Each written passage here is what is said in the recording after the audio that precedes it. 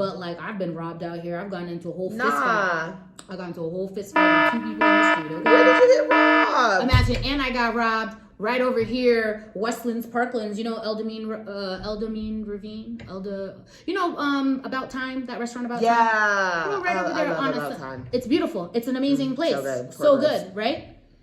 On a Sunday at 1 o'clock, I was walking over there to go have lunch with my girlfriend.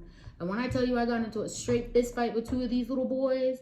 And so I'm walking, I see these 2 boys walking towards me. And then right when they got within like arm's reach, one of them did a signal and he like split himself, right? So one kind of went around to me this way, one came around to me this way.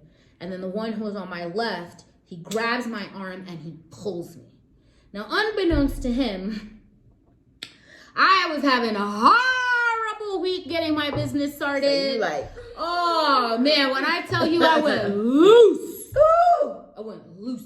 Good. So These kids grabbed me. He grabbed me, and when I tell you that was not his day. What was he trying to get from you? My phone. Okay, but I thought it was like in your... But he saw the Oh, the okay. He saw the earphone thingy, right? So now he grabs my hand. So now I take his hand and I grab him back towards me. And when I grab him back towards me, I take my other hand and I just start wilding him. What did the other kid do, run? He was shocked. He was like, Deuces. Oh God. Help. Help. Exactly. I'm pummeling this kid. I'm beating him. Damn, robbery gone wrong. Yeah, it was the wrong day. Damn, wrong girl. Wrong one, wrong day. You should have asked somebody. Y'all should have walked around me. Remember I said you better walk around me. That's all I'm saying. Boy, I beat that little... About Time is right by my house. I beat that That's little wow. ass. I was mad. Ooh, I was tight. I was tight. Well, thank God he did not rob you successfully. But look, I know he had a headache. I know every time my hand was hurting, I was like, good. Yeah. And make sure you tell your little friends you got beat by a girl. Remember that. Literally. Make sure you let your little friends know that the reason why you got a migraine for a whole week That's crazy. is because some girl beat you behind. You know what I mean? Africa has sold themselves to the Chinese. We have invited these colonizers on. Our white colonizers, they took from us. The Chinese, we are giving it to them. And there is a fundamental difference when someone takes from you and when someone gives it to you. And that is what we are dealing with right now. And if us as citizens, if we don't start taking responsibility for ourselves, it's gonna look like China. I don't know if any of y'all have been out to China, okay? That's dirty. It's disgusting. Yeah, it's very dirty. It's disgusting. Stinks. Like, Kenya is beautiful. Kenya, we have everything. You have mountains, you have savannah, you have bush, you have countryside. We have everything. The weather in Nairobi is amazing. Love Nairobi. Me too. Nairobi, the weather is amazing in Nairobi. You can't beat this weather. You can't. Even getting around, you can't beat this. I have to say, it. I am living my best life I've ever lived in Nairobi. Me too. I agree with you. Me too. Quality of life, everything, quality of temperature, everything. Just accessibility, everything. Yeah, your foods, your drink, even going out, meeting with people, hanging out, relaxing. All of your lady services. I don't think I never go to the salon. Everybody comes to my house, okay? Girl. Everybody comes to my house. Yeah. I will never leave the house to do what? To go get a mani and a pedi? No, she'll come over to the house. She'll do it over here. I don't miss Atlanta. No, not at all. God, no. Girl, I was in Atlanta for a while, and now I'm like, oh, hell, you couldn't pay me. No, you couldn't pay me. Yeah, you couldn't pay me to go back. You couldn't pay me.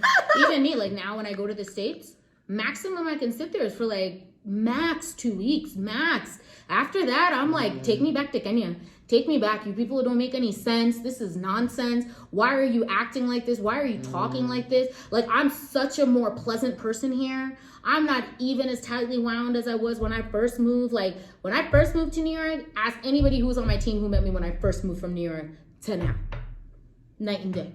You couldn't pay me to go back. Yeah, I'm much more relaxed, right? I don't have that New York City mentality or whatever, right? You realize you don't need that mentality. There has to be a level of business acumen, sure. Yeah. But like all of that, no, I'm good. I'm super good. Thank you so much. Thank you so much for this, you know? So I can guess you're never gonna live back in America. Is this...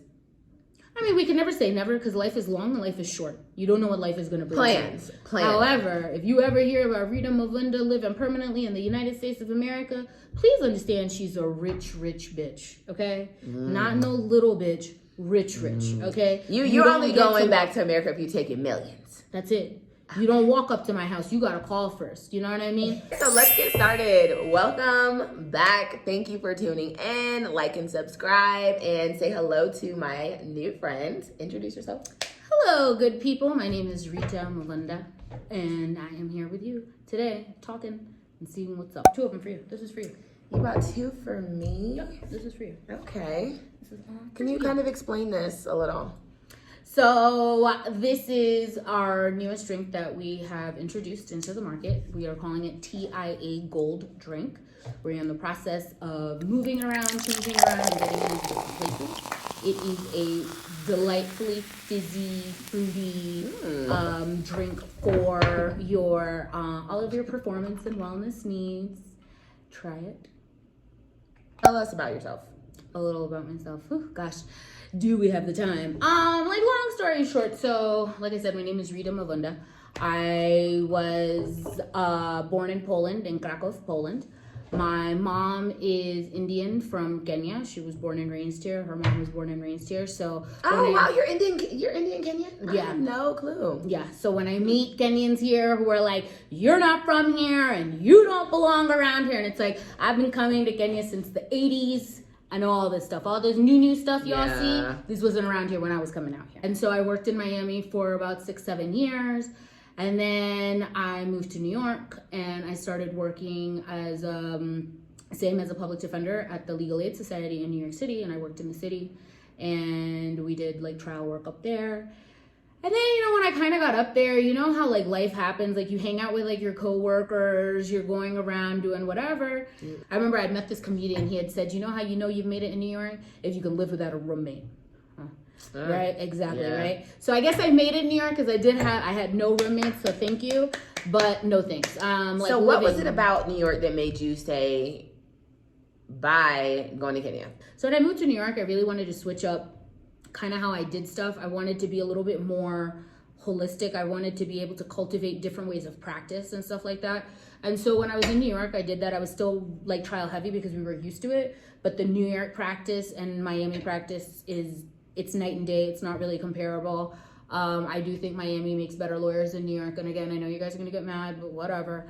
In terms of trial work, in terms of real trial work, right? Like New York, the pleas are so, if you're ever going to do a crime in New York, go to New York City, go to Brooklyn, all right? Like legit, you can do whatever. Don't do it in the South, okay? Because the stuff we were locking at people in the South, these people walked out of court in New York like it wasn't even nothing, right? So for all of us who had ever practiced down South and then you move up to the Northeast and you're like, this is it. Y'all get to walk out. You know how many people I've locked up for years for this stuff? And up here, you could just walk right out. Anyways, it was nuts. So my job over there, we used to get these sabbaticals. So as long as you were 3 years, you were entitled to a year-long sabbatical, right? So I knew when I took that sabbatical, I knew I was going to take a sabbatical. And I knew when I took that sabbatical, it was to get out of there and do something just completely different. I did not want to be a lawyer anymore. I keep my licenses active. But in terms of practicing, don't ask me, don't call me, pretend that you didn't know that I was a lawyer. Can you be my Kenyan lawyer? No, I'll recommend you to somebody. But I like being a client lawyer. I like being a lawyer client. That's really good because now you have like an understanding of what things should look like, right? Yeah. But whatever. And so I took the sabbatical and I just knew I wanted to do something different, right? So there was like maybe like 2 or 3 years before I finally took the plunge. Emirates had this like wild glitch on their system, and it was like in December, and like they were giving out tickets for like from New York to Dubai for like $150, right? So we ended up getting flights from New York to Johannesburg for $400 round trip. We got a trip from New York to Seychelles for $700 round trip, right? So with legal aid, we used to get like really like a lot of vacation time. So I used to take a month-long vacation in February and in November, like pretty much every year, right? So now we got these great tickets, and February in New York, it's like get out if you can get out. Yeah, it's so cold. It's horrible, right? Yeah. So I left and I went down to Joburg, and I was there for like a month, and I just traveled all throughout Southern Africa, right? So even though I'd been coming to Kenya and for my whole life as a little kid, I think most Africans would agree. Most Africans just stay in their country. Yeah. They don't ever really travel around outside to other neighboring countries. You'll travel within your country. Maybe you'll do one or two neighboring, but most people who are in Nigeria, they just stay in Nigeria. Most people who are in Ghana stay in Ghana. Most people who are in Uganda, they just stay in Uganda, right? Kenya, you just stay in Kenya. You don't ever think like, let me go down south and go see what, Malawi looks like, right? Yeah. You don't really do that. So I took that opportunity just to kind of travel everywhere, and it just kind of really hit me where I was like, you should do a sabbatical in Africa. Like, your mom was born in Africa in Kenya, your father was born in DRC Congo, so they've lived here and were raised here. You should try it too. And how old were you when you came? When I took my sabbatical and I moved here? Ooh, girl. Is a lady never telling? Is a It was lady never telling? No, I was, how old was I? I was 30, maybe like 37. Okay. Like 37, 38 or something like that. Like, when most women are like, no, you do your career, don't do this and don't mind. I was like, no, I'm going to start over from the bottom. Yep. You know what? Let me just start over from the bottom. All you got is time. We'll just figure this all out. Like, you know how this is. So anyways, I ended up taking my sabbatical. And I moved to Malawi for like the first 4 months. I was working with my girlfriend and her then husband in their business. And for any of you guys who have come to the continent, you know that Africans work on a very different time schedule. That's why we've got our CPT, okay? And then on top of that, in the continent, time is also dependent on where you are, okay? So Malawi was like, WTF, what are we doing out here? This doesn't make any sense. This doesn't make any sense, okay? Like, how do you get any work done around here? How do you people do anything, right? You'll have a day scheduled of all the stuff you got to get done. You'll be lucky if you get one of them done. Real talk. You'll be lucky. Really? No, it was horrible. And like the electricity issues. And this is in Malawi. What countries are Malawi by? So it's south. So they're bordered by like Zimbabwe, Zambia, up in there. Mozambique. So it's down on the southern half. So it's below Tanzania, below Congo, DRC Congo. It's on the little bit down to the right. So it was a struggle. Oh, it was horrible. It's just you couldn't do anything, right? Now, I mean, if you were just coming out there to vacation, fantastic, right? Who wants to do any work on vacation? But if we're here working and we're supposed to be trying to move something and create something that's a real company that's of like value, this doing one a day, it's not gonna work. Yeah. And it wasn't like my business, so I didn't really feel any ownership over it. So it's like, if y'all are comfortable with doing one thing one a day, no problem. That's great, but I'm not gonna be able to do that. So I still had a lot of time left on my sabbatical. So I didn't want to go back to the States. So then I was like, let me just come back up north to Kenya and like kind of just check it out. Okay. I had not been back to Nairobi for like quite a long time because like I said, I was coming here as a kid and there was nothing to do. Really? Girl, there was nothing to do.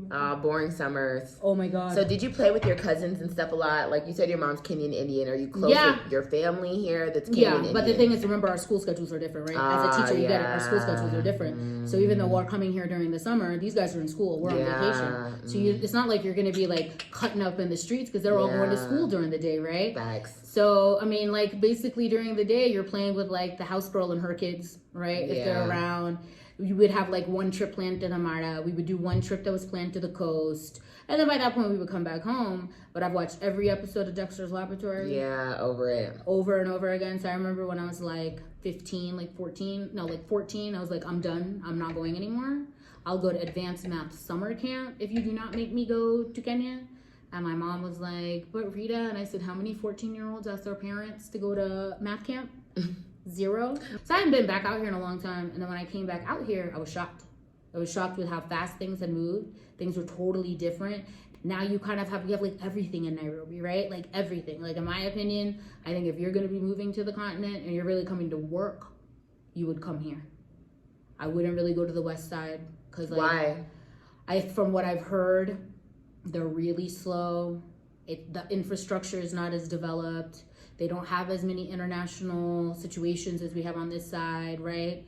In terms of work. Now, I think maybe in terms of hanging and kicking it, it probably might be a little bit nicer on the west side than on this side, right? Like the way people party here and the way people kind of kick it here, it's not, you know what I mean? Like, what? Like, okay, like for instance, like on the west side, right? like live music is such a big thing. Dancing, meeting new people, going out. Like you could definitely go out to a party. Different people are going to talk to you, right? You're going to be engaged with other people. People are more chilled out. People are more relaxed, right? And then you come to like Kenya, and we don't really have a big live music scene out here, right? And we've got super talented musicians who are here. We've got super talented artists. All of that's out here.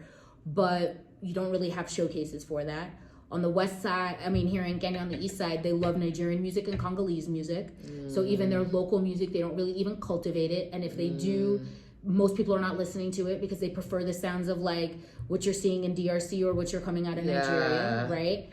And then people here you just get your table, you just line up your drink, and it's super clicky. People That's what I noticed when you go out a lot. People just kind of like... And that's it. They don't ever want to meet anybody new. They don't ever want to talk to anybody new. All of their WhatsApp groups are with people they went to primary school with. And it's like, y'all don't want no new friends. So was it hard for you to make friends when you got here? Not really, because I was more focused on working. Okay. And so I wasn't really like, oh my God, I really need friends, right? Like I didn't really come out here on a eat, pray, love type of thing, right? I didn't really come out here on I need to save myself and I need to take a few months to myself and just find myself, right? That's not what I came to do. Mine really was we've got an idea. We need to be able to create something that's impressive. We need to be able to do something in this country that Kenyans can be proud of and really lead by example. I love that. So let's dive into that. What is it that you wanted to bring? What was your vision in your business? Just break down what your goal was to bring here. So the one thing I kind of think, and you'll probably agree with me too, is that a lot of the soft skills are not really here with our Kenyan population because they're not really taught soft skills. Soft skills meaning being able to organize yourself, having time management, being able to do deadlines, learning how to communicate, learning how to be engaging, learning how to speak properly, being able to speak with confidence. We don't have that out here.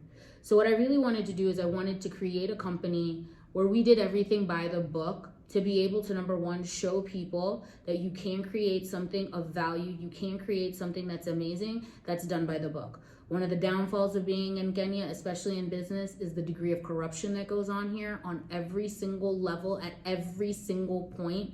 And the problem is that local people don't understand, fine, because this type of behavior, it comes from the top down, so everybody does it. It is not conducive for long-term sustainability and really being able to create something. You can't do it, right? A lot of the companies out here who are doing things legit, they don't grow as fast as all these other companies who do it by corruption. However, there is a real value in being able to say, we did everything by the book and look at what we've created. You can't come and take it down from us. You can't do that. So one of the big things we wanted to do was really lead by example and really show people that you can really make and do whatever you can do out here. Second, I did everything from the bottom, okay? I didn't come here using connections. I didn't bribe anybody. I didn't pay an agent to go and do illegal stuff. I didn't pay a lawyer to be like, okay, just put this paperwork in and then we do that. No. Yeah. And you know what I'm talking about. There is not a government agency in the Central Business District where I have not been to myself, where I have sat there from 6 a.m. I've done it in the exact same process that everybody local has. And it's illuminating, right? Because I know I'm a lawyer, I've got a certain set of skill sets that the average person doesn't, right? Because I'm tenacious, I'm persistent, I'm flexible, I'm adaptable. That's a different thing. We're here in Africa, the people here are not taught to be like that, right? That's a very So American I have a question. thing. Were you, are you a Kenyan citizen? Mm-hmm. Okay, because Yes. I was going to say, it was so easy for you to kind of get a business started. No, it was not easy. No, it was not easy. Is it easier? No, So for African Americans coming, is it easy? Do you need to be a citizen kind of? Is it hard for you as a citizen, worse for someone who's not a citizen? So you have to understand, I started my business when I was not a citizen. When I moved back to Kenya is when I got my citizenship, right? Oh, okay. Because my mom is a Kenyan. So if you're born from a Kenyan parent, then a child of a Kenyan born citizen is a Kenyan citizen. So that's how I got my citizenship. But no, prior to, no. Because if you don't have something documenting you're allowed to be here, you can't get a bank account. You can't get the pins. You can't get any of the documentations that you need to be able to move forward, right? You're not going to be able to get it. And lately they've become really, really strict. Yeah. So it's really, really hard. So that's why you're meeting a lot of people where they come in and they just get agents, right? So they get these agents to come in. So I remember one time we had gone out to dinner and this one lady was telling me how she hired an agent to help her set up her business. This man is quoted her. You ready for this? Tell us. 55,000 USD. To do what? To just set up her business registration and her licenses. Boy, bye. When she said 55, I was like, girl, I'll do it for you for 10, okay? I'll do it crazy. for you for 10. No, that's ridiculous. That's ridiculous. And that's the other problem around here, right? Is that Africans here, Americans, Europeans, they just think we're money bags. They think we're walking around just with like stacks on stacks on stacks, and we just out here just, you get 1,000, you get 1,000, you get 1,000. Then they're not understanding. No, we broke too. We broke, okay? All right. And so on a budget, you know, like real budget life, and it's like this is not easy. So I think they make it. I mean, if you've got the money backed up to do it, you're going to be able to get your licenses and all of that. It's just expect to get ripped off. Expect for them to play you because they think that they can, right? And so you have to make sure you're around with good people. I've been played left and right, guys, like left and right. Trial and error. Woo, girl. Sis, this is good. This is actually really good. Seriously. I'm glad. And the vitamins help you like not have a hangover the next day.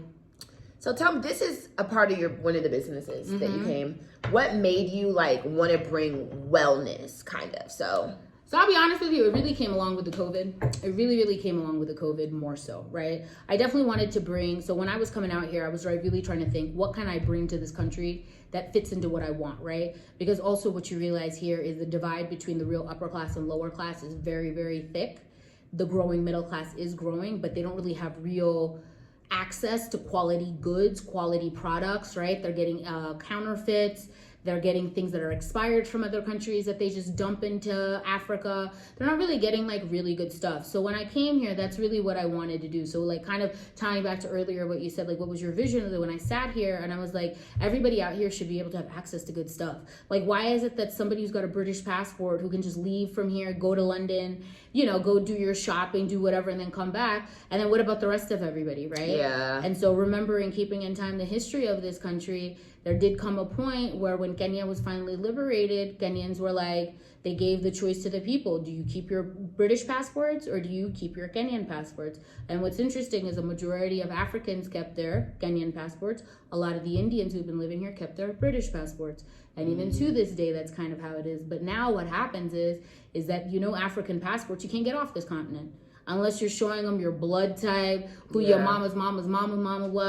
Give a finger. You know what I mean? And like, you know, people like us with U.S. passport. I mean, we could go to the airport right now and get onto a plane. We could go do whatever we wanted to do. So I really wanted to create something where people felt that everything that they were seeing outside in social media, everything that they were seeing all these upper class people here having, that they were able to have access to it and have it. So that's why we really created my company, Toshana Investment Africa. And that's why we really created it. Toshana means equal, the same in Kiswahili. And that's why we called ourselves Toshana, because we really want the people to understand that all the products that we are bringing to you is going to be of a quality and high value. Meaning that you're also going to have that same feeling that somebody who's like, oh, I got this imported from like, you know, in France. And it's like, great. And we have this and it's the same exact thing and it's better quality. So that's really kind of how we started, you know? That's and so awesome. We really started doing this vitamin and wellness more so when COVID really hit, right? You know, to save you all of that, like, listen, now I really understand when you see business people and you see them and it's like they're really doing big and you're like, oh, they've never had anything. Whoa, let me tell you, sit down and talk to them about all the stuff that just did not go the way that anybody had planned. I could see with you forever. Failures. No, it's like the real failures and all of that. The way people screw you left and right without any regard. It's So you do your manufacturing here in Kenya? No, we're going to start doing our own manufacturing very soon. Where do you manufacture? So this one is being imported from Malaysia. Ooh. Okay, so I see we have our vitamin C, B2, B3, B6. Got a little protein sweetened with honey. So it's like all the good stuff, right? Because I think people want right now, like what we're seeing is people really want really good quality products that hit everything, right? Where you can get one fix, right? Like one good product for fixing all types of stuff. And now, like, you know, I mean, here, right? Like, thank God people like you and I, we have insurance, we have access to medical care. But like, I got COVID in December. I don't want that again. And I was vaccinated. You know what I mean? Yeah. I got real PTSD from that. Like, I ain't trying to go nowhere. And so for me, I was like, let's do something where we can also make sure people are healthy, making sure that they're getting like good quality stuff, right? Because the other thing we know for a fact is that on this continent, they love dumping everything that's expired. They love dumping everything that doesn't work in another market. It's like, here, take over the garbage. And that's not what I want to do, because guess what? We're not garbage. It's just that simple. And you know what? That's something that we really need here. I even went to go buy like some mascara, and it's just so overpriced. The cheapest mascara. It's like $16. You can look at the Maybelline, tell it's expired. Yeah. It's just like, where is the goods? I just don't get why it's not here, because people would buy. You know, but I'm waiting for like the Walmart, the Target, like. I mean, I'm sure the South Africans are going to do it soon, right? Because the other problem is around here, they really set it up so that foreigners can come in and just do everything. They make it hard for local people to manufacture. They make it hard for local people to really be able to move. And I'm telling you this as someone who started her business at the bottom as a local, right? But now, because I know I have different resources and access to different things, I've got a different movement of being able to move. But like people like regular, come on, it's ridiculous. Think about the tax incentives that they give people left and right. Oh, if you do this, you can, you know, circumvent it, right? You pay these agents, you don't pay your tax, you don't do this.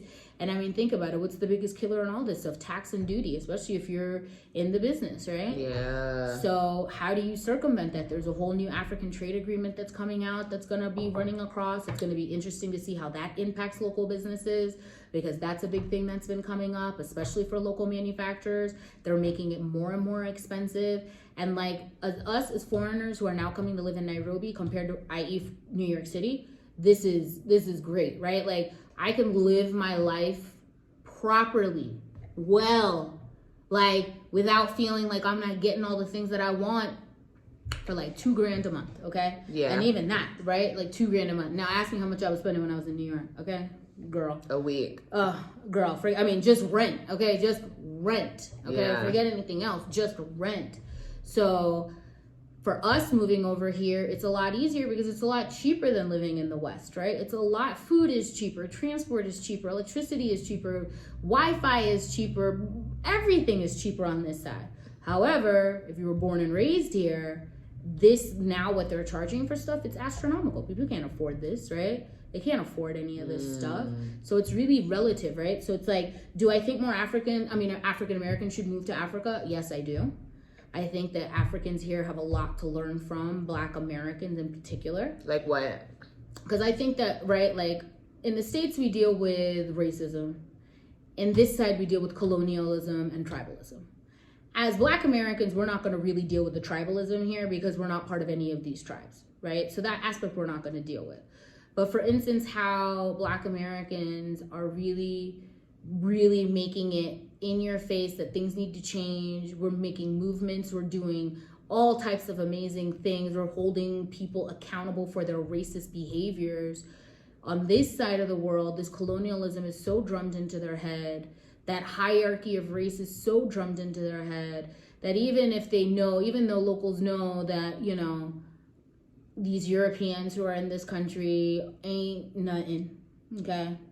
They've been so blundered in the mind that they are something, that when you're out here, you can see it, right? Yeah. We don't kowtow in their to them. movements. You can see it in their movements. You can see it in the way they talk. You can see it in the way they approach you, right? And all of that is a real mindset. So if you've already got a defeatist mindset from the beginning, how are you ever going to move forward? How? You can't.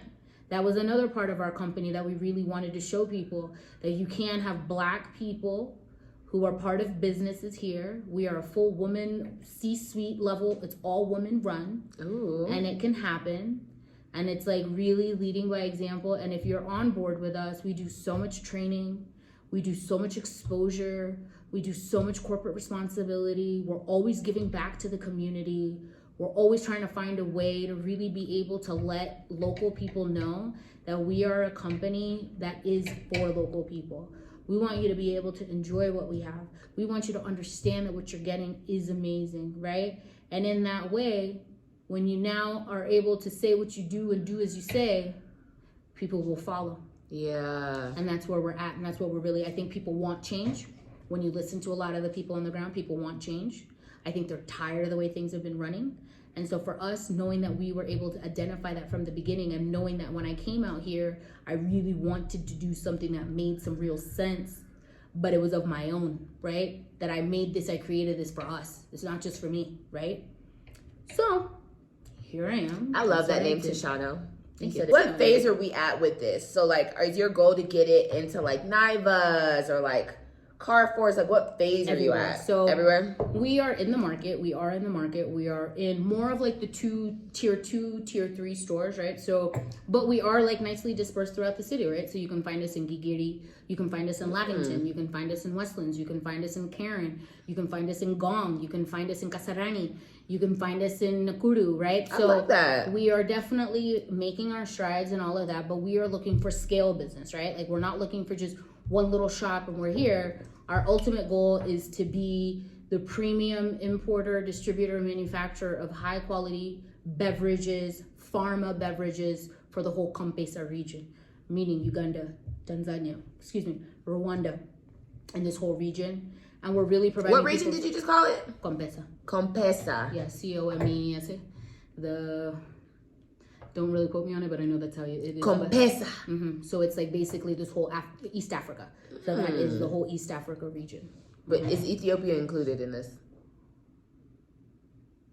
I want to say yes, it is. I want to say Campesa. yes. I want to say yes. Have you been to Uganda? No, I've not. Surprisingly, I've not been to Uganda. And look at me talking about other people not going to Uganda. Yeah, you haven't even gone to Uganda. My goal is to get out. My goal is to really like do East Africa this summer, and I'm excited about it. I think Uganda is the only one on the East African side I haven't been to. I've been to like quite a few African countries. I've like traveled the world a lot. I've been to a lot of places. What's your favorite African country? Otherwise, Kenya. I had a really good time in Dakar. Really? I had a very, very good time in Dakar. I had a very, very good time in Abidjan. I find Cairo, I find those Egyptians to be very racist. I said that in my last video. I do not want to go to Cairo. I find them very, very racist. Even to you? Because you look a little, you look like you could be a little Egyptian. No, we got cussed out. I got cussed in everything. We were in the Suez Why? Canal. What'd you do? Nothing. We came off the bus. We were going to go see the Suez Canal. I remember there was like some kids lined up on a wall. And I mean, they cussed us out. Like, you bleepity bleep Americans, go back to your blah, blah, blah, blah, blah. And I was like, well, goddamn. I'm Kenyan. You know, it was like nuts, you know? Anyways, but like, I'll be honest, I didn't really care for South Africa. I didn't really. Why? Like, because I think it's kind of like weird, right? Like, you know, we've been kids. Like, I'm a mixed person, okay?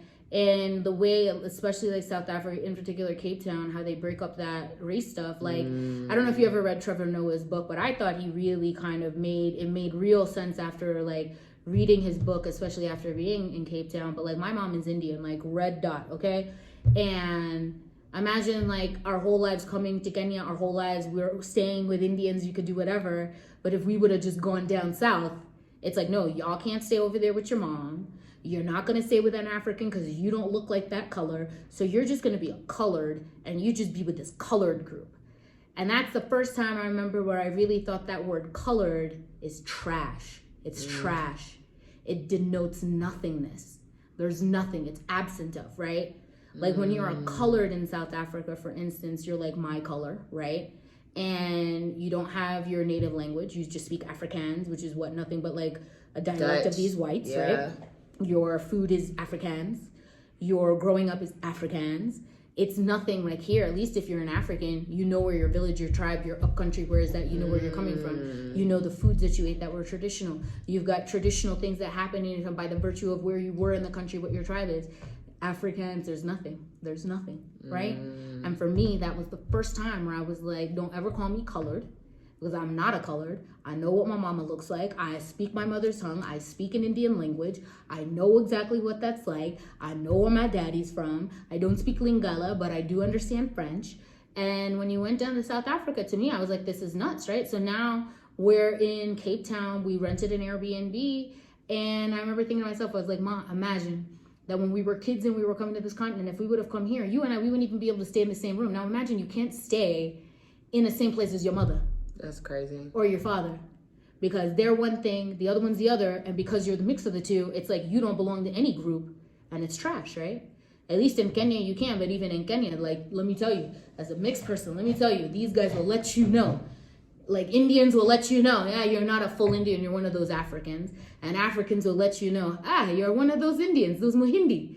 Huh, how do you become a Mohindi? And it's like, talk to my mother and my father, all right? All Are Kenyan Indians, like, I wouldn't know, but are Kenyan Indians receptive for the most part with, like, local Kenyans or, like, African Kenyans? You know, have you experienced, like, kind of racism from your own family? Oh, yeah. Yeah? Yeah.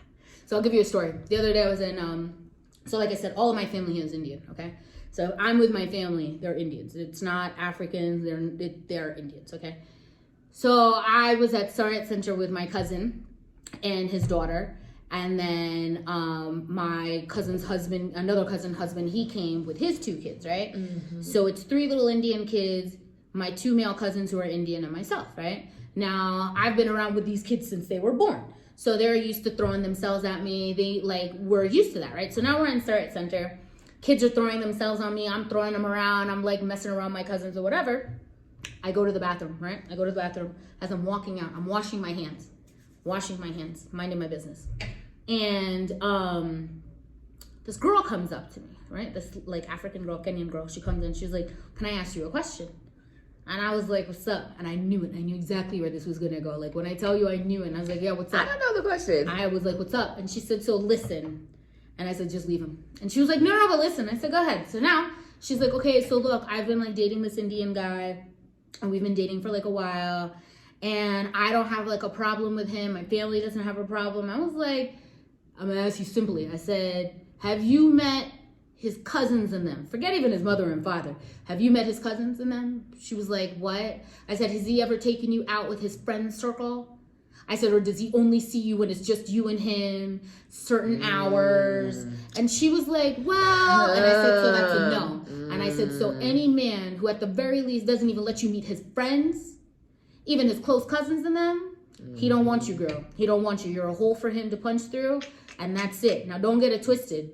These Indian men love black women, okay? I think everybody loves black women. Actually, let me not even say that. Everybody loves black women, okay? Period, end of story. Especially when they get a little liquor in them. They love us, okay? It's just that simple. I can't tell you how many times I've had an Indian man right here when he's drunk right here. Right here? Right here. Like, hey, girl, and it's like, if you don't, yuck. So anyways, the girl was like, no, like, listen. And I said, boss, if he has not introduced you to any of those people here, that's not your husband. That's not a man who's serious about you. You leave it alone. He can tell you whatever he wants to tell you. The test is that if you are invited to an Indian function, then you're in. Now, if you've not been invited to any of these things here, he is not your man, okay? Because I will be honest with you, all the Indian functions that I go to, I am the only mixed person there. The only Africans that you see in, like, a proper, like, function are the guys who are serving food and cleaning up behind you, okay? You are not going to be going to any Indian function here at Oshawa Center, at the Gordo, any of these Indian, Mohindi, anything. And I'm saying any of the Indians. I'm talking about these, I'm talking about Bodas, I'm talking about Gujaratis, I'm talking about Punjabi, I'm talking about Ishmaeli, I'm talking about all these Indians who are here. If you go to one of their functions and you've been invited as a friend, it'll be shocking. Because you don't see it. You see them even as friends? You ever been invited to an Indian function? Do you know any Indians? And I'm not talking going out to drink at a bar. No, I'm not saying drinking at friends. a bar. I'm not saying drinking at a bar. I'm saying like a wedding, a real function, like something real. This is an event, right? A real, not like just drinking. Like you could drink with anybody, right? Drinking that ain't no nothing. So you're saying that Kenyan Indians do not really intermingle like that? Girl, when my mom married my father, my family cut her off. Damn. When my mom got pregnant with me, they were like, you have an abortion. Don't have that black baby. You don't want that black baby. You have an abortion. When my father was dead in the ground, that's when they invited her back into the family. Okay? That's sad. It's super sad. It's super sad. So what are the chances of me marrying a Kenyan Indian? Girl, you let me know. Shit, what are my chances? And I'm a half, and I don't even want it. Okay, so you let me know how it works out, because I ain't interested. I feel like I've never even dated a Gujarati man. I've never even dated a Gujarati man. I think the only like semi-Indian I might have kissed was when I was in Amsterdam, and his grandmother looked like my grandmother, and I was like, all right, so I guess you gonna count then, okay? But other than that, no way. I feel like even when I see him, I feel like I'm like with a cousin. I feel like I'm like with like, you know, like it's like, ew, this is kind of weird. I don't know about this.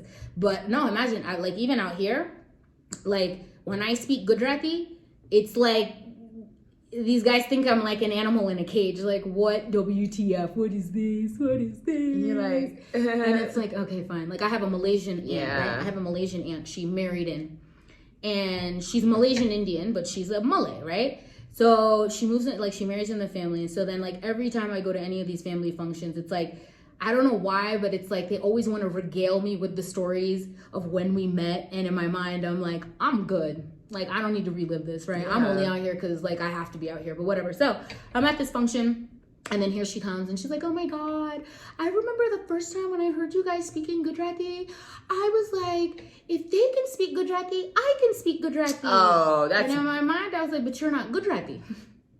Like, I speak Gujarati because I am Gujarati. Yeah. Right? Now, you Gujarati folks might not say so. This isn't a hobby. Right. This is real life. Yeah, I didn't like, learn this for fun. I didn't just learn this for fun. Like, when I learned Spanish, fine. But I'm from Miami, right? Yeah. So in Miami, everybody speaks Spanish. So, like, duh. But, like, when you go up to, it's like when you go up to an Italian, it's like, oh, I'm so surprised you speak Italian. It's like, why? I'm Italian. Yeah. Like, oh, wow. Now I know I can really speak Italian. Right. Thank you for that, right? So it's like around here, I get that all the time. All the time. I'll probably get it till the day that I'm dead. I speak Gujarati probably better. Like, my Gujarati is like, you know, I'm not trying to toot my own horn. But, you know, she be doing the things, right? And so out here, you know, I got a lot of my younger cousins out here. They don't speak Gujarati well. They don't really speak it. They'll speak in Swahili. Like, a lot of the Indian kids here will speak Swahili before they speak Gujarati to you and stuff like that, right? Which is also about location. And then it's interesting because then if you go to mainland India, mainland Indians never think African Indians are real Indian because it's like you're living over there. Like, what is this? Yeah. How is dating for you here? I like to touch down on this. No, I know. I was waiting for it. Everyone gets that question. It's not personal. So, you know, okay, I'll be honest with you. I've gone out on dates, all right? I have had my services met, if you will, okay? But dating, okay, look, I'm not a gold digger. I like all things, but there's certain things I'm not dealing with. I'm not dealing with taking care of no man, okay? I need a man who can afford me, all right? I'm not a superficial lady. I'm not a lady who requires a lot of these things, but you need to be able to afford my lifestyle. And unfortunately, the majority of the men here cannot afford my lifestyle. And so if you cannot, we're not going to be together for real. Like, we could go kick it, you know what I mean? Yeah. We can go out of some here now and then, but you ain't never meeting the family. Like, you won't be the one. No, ma'am. I don't believe in that. Taking care of a man and being like, let's be around until he's up on his feet. He could get on his feet on his own self. I'll be over here on my own self, and we could do something together. Now, I will say this. I have decided I am really looking for like real quality, right? I am looking for a man that I can like park myself with for a little while. But I want some quality. You know what I mean? You want the bae. I want a bae. I could do a bae now. Yeah. Yeah, you don't want a man. I don't want just one of these little, you know, you hit them up because, you know, like I said, you need some services. So, hey, what's up? Hey, come through. You want that understanding. Yeah, you know what I mean? Can I just wake up in the morning with my period and you don't want to touch me and I don't want to touch you, but we just kicking it, right? I'm good. And like, no disrespect, but like right now, there's nothing a man is going to offer me unless he is really looking for like real partnership. Invest in my business. That's it. All of you guys out there, if you're looking to invest in an amazing up and coming business, right here, Toshana Investment Africa. Call me. I'm available. Okay? Toshana, and tell them what are you trying to give our community one more time? Wellness, pride. We are trying to give you wellness, a real sense of confidence, self-assuredness, quality, value, understanding that you can do whatever you set your mind to because we are the example to show you that you can do it. We have to be focused. You do have to have a plan. There has to be a strategy. There has to be sacrifice. There has to be an understanding that everything that you want comes with consistency and diligence. And right now we are in the consistency and diligence phase. We are in the growth phase. We're in the retention phase. I don't want to put that to the side for no man, right? That's not what I'm trying to do. Men come and go. Same for you guys, men, women, we come and go, right? That's not the point. But if you're really looking for quality, then you have to make sure you've cultivated your own quality. And no lie, but look, y'all be lucky to have me. That's what I know. So, can I guess your sign? Go ahead. Aquarius. No. Dang.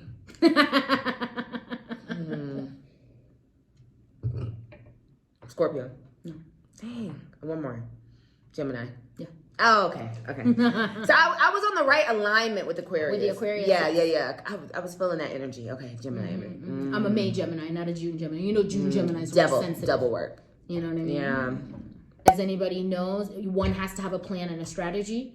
One must have an idea of a vision of where they're going. Bad things are always going to happen, right? Like I said, like the last time I felt this low was probably like November 2018.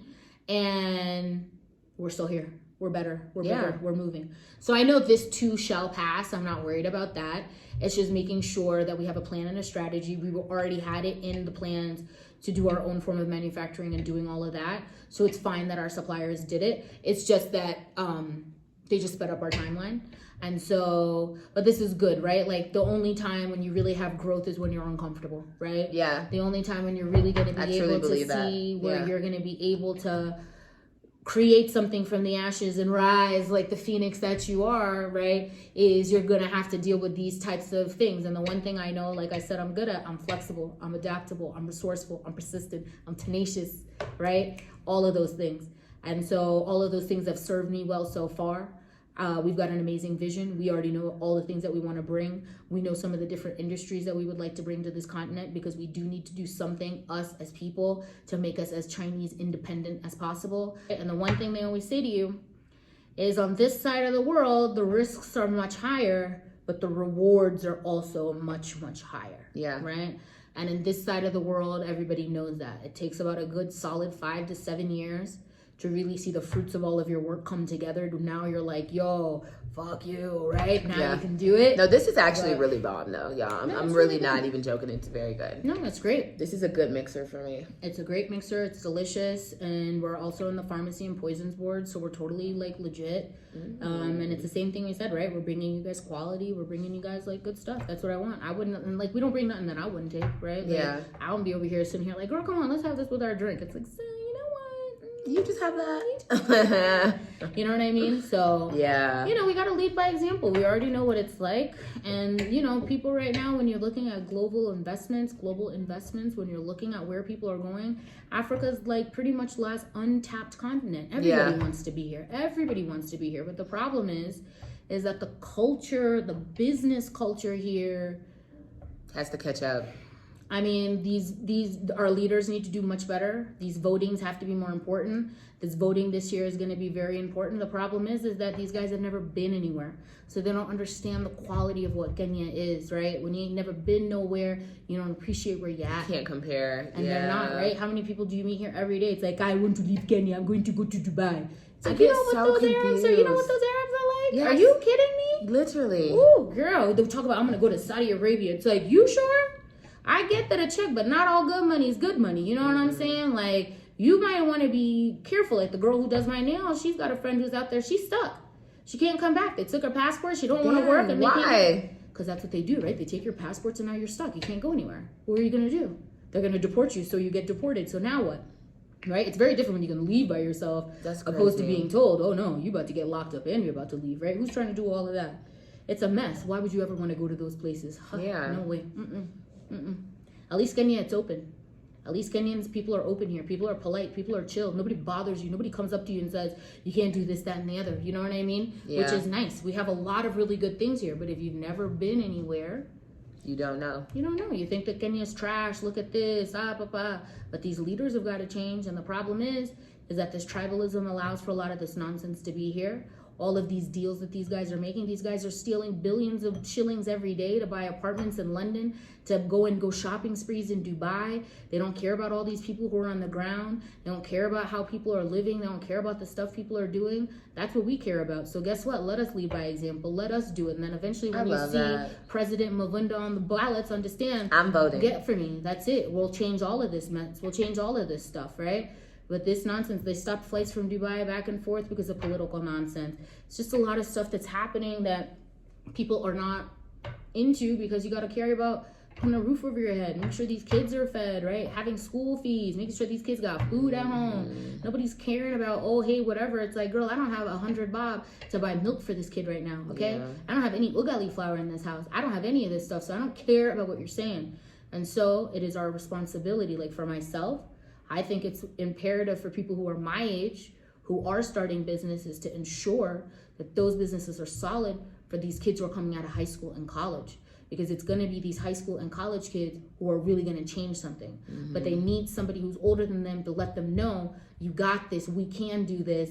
And if there ain't nobody else out here to support y'all, I'm out here because I get it. We got this. We can change all of this. We have to, right? To lead them. And if we don't do something that creates Chinese independent infrastructure, industries on this continent, I mean, South America ain't nothing but Chinese now. I mean, they own all of Brazil. They own all of Chile. I mean, all across. No, they're literally all over the world. Yeah. Yeah. And so I think it's important, and I'm going to try. And if it don't work, well, y'all wish me luck. I'll just go back to the States and be a lawyer again. Girl, you got this. Yeah. So I'm going to put her links below. Yeah. And as she said, you can get this in a lot of places throughout Nairobi. And call me. I'll tell you all the places you can get. If you have friends who are distributors, if you've got friends with bars, clubs where you guys would like to see us, please call us. We will give you guys a couple of free cartons so you guys can check it out, see how it tastes, runs in your business. But we have an amazing product. Girl, I'm trying to do a food truck. I'm trying to do a soul food truck. I think you could totally do it out here. I think you could totally do it. I think like Mama Rocks, that's how they started. Yeah, Mama Rocks started, and this was just recent. Mama Rocks just started as a food truck, and that's how they ended up. And this was just like in the last few years. Like they just got standing alone restaurants like just in the recent past. It's not like they've been out here for like 10, 15 years. That's what I'm gonna do. That's my goal. And they're like, ooh, girl, some good soul food. Yes, queen. Yes, that's what I'm working on. I think that would be delicious. I am. Well, thank you so much for coming. Thanks for having me. I'm gonna put her Insta, all of that down below. You guys hit her up directly. She's willing to talk and make connections here in the city. Thanks again for tuning in. Make sure you like and subscribe.